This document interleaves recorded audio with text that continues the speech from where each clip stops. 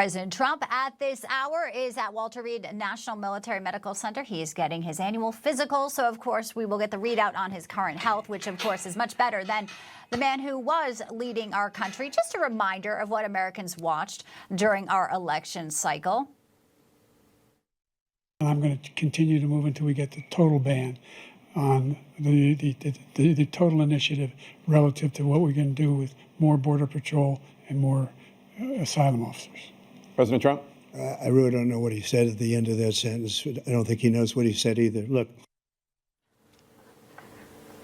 Thought that launched so many memes, but here we are today, and pleased to bring in Deputy Assistant to the President, Senior Director also for Counterterrorism, good friend of the program, Sebastian Gorka. Dr. Gorka, welcome to Newsline. Great to see you. It's been far too long. Thanks for having me back, Bianca. Yeah, it's been far too long, and we know the president is handling domestic issues, global issues, maybe realigning all of world trade. He's getting his little checkup today, obviously. A lot of folks on the left may be looking to pick it apart, but I just showed one example of what they were okay with and tolerated for years. Tell us, you see the president all the time. How's he doing? I wish I had his fortitude, his capacity to function 20 hours a day and then maybe get a little bit of shut-eye. He's a little bit older than me, but if I had a quarter of his energy, I'd be a happy man. The challenge for all of us, whether you're a cabinet member or whether you're on the National Security Council, is to keep up with the commander-in-chief. He's moving even far. We came up, I think I coined the term 8 years ago, moving at the speed of Trump. It is not satisfactory today. We're going to have to come up with, turbo Trump or speed of light Trump, because he's even far. We're not even at 100 days, Bianca. Look at what he has achieved. Turbo Trump, that may stick, Seb. I like that. And he also put on True Social. I've never felt better, but nevertheless, things must be done. So here we go. He checks that box. Obviously, as counterterrorism, director here, we talk about China. China's really boxed out. They're in a pretty much lose-lose situation when it comes to the tariffs. There's questions about whether or not Xi will actually survive this in power, because, if you're a communist country, some in the middle class are okay losing some of their rights, perhaps, if they have upward mobility. But with this type of trade imbalance, and now other countries, Vietnam and Japan, Korea, all making deals, I wonder what you think this could cause in China domestically. And obviously the concern is about Chinese nationals, so many years spying on the United States, secret police stations, everything that the last administration and Obama allowed.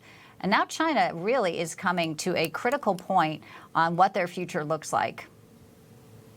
It may be a bit strange to hear this from someone who is in charge of counterterrorism for the president, but I will tell you, I learned this 8 years ago when I came into the White House the first time, got my clearances, read the president's daily briefing. We're going to deal with all of those threats, whether it's ISIS, the Houthis, Al-Qaeda, you name it, we're going to deal with them. But the only strategic level threat America faces today is China, a communist dictatorship that openly, you don't have to have a clearance to know this, just go online, just look up the phrases, one belt, one road, and then look up their manual for how to defeat the superpower that is America, which is called unrestricted warfare. They have said it publicly. By the 100th anniversary of their revolution for 2048, there will be only one superpower in the world. It will be communist China, right, and every other nation will be a satrapy or will be a vassal state. President Trump understands the threat, and that's why this tariff system is the ultimate corrective to what China is ripping us off on. And, you're so right. And also, despite all that, President Trump's diplomacy, he says China wants to make a deal, and I still hope so. He leaves the door open, just like he's doing with Iran. That is why we're seeing talks tomorrow in Oman. He does this diplomacy even with the people who want to destroy us, because it is essential for global order, and also in Iran, of course, to make sure they never get a nuclear weapon. But also today, we're seeing Steve Witkoff face-to-face with Vladimir Putin again.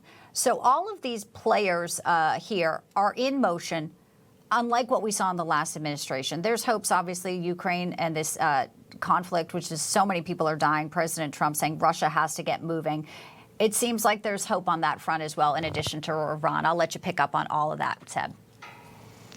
I mean, just that headline you put out. Well, what a bunch of clowns the Economist are. This, the sensible moves, the strangely sensible moves of President Trump. This is the man. I feel pity for my colleagues in the National Economic Council. They are having to channel a deluge of requests from over 75 heads of state who want to have a better deal with the president and the biggest economy in the world because of what he announced. Oh, and by the way, Bianca, whatever happened to Black Monday? Wasn't last Monday supposed to be the collapse of the U.S. economy? Did I miss it, or did you see it? And oddly, how they were all sort of, jolly about it as well. It's these Wall Street elites. And then you see the rally and it's like, oh, it's a flip-flop. Of course, Donald Trump is going to pause. The president's going to pause tariffs while you do negotiations. That's just common sense, but, they've lost it. I want to ask you, too, we had an interview last night with Hunter Biden's ex-business partner. He sat down with our Rob Schmidt, and here's what he says about MAGA. You told New York Times recently in an interview that you're full MAGA now, saying they're more my people. What to explain that? I don't know where. Listen, I don't know. I am full MAGA now, but right. I was, a Biden guy. I think I was. It's a much longer conversation, a longer kind of. But I was encouraged by a candidate in 2004, which is a guy named John Kerry. I got behind him. I was in his kitchen cabinet. It was personal. Yeah. It was personal. I'm a middle class guy, socioeconomic middle class background. Went to public school in Long Island. I was an opportunist. Yeah. Right, and you get that close to power, and I felt it. A little bit of. I experienced my own little Icarus moment. Devin Archer pulled into Hunter Biden and Joe Biden's business dealings. Do you think we'll ever really get to the truth or any accountability in all of that, Sebastian?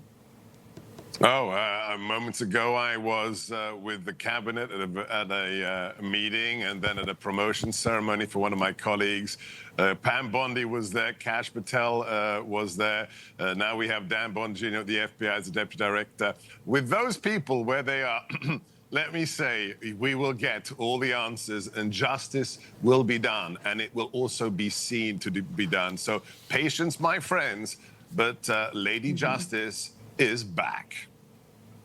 We all remember the trip Hunter made with his dad to China as well, bringing it full circle. Final thoughts, that Russian-American ballerina back on American soil. I know you were speaking about that and posting about that. What a beautiful moment here. Final thoughts, Seb, on that?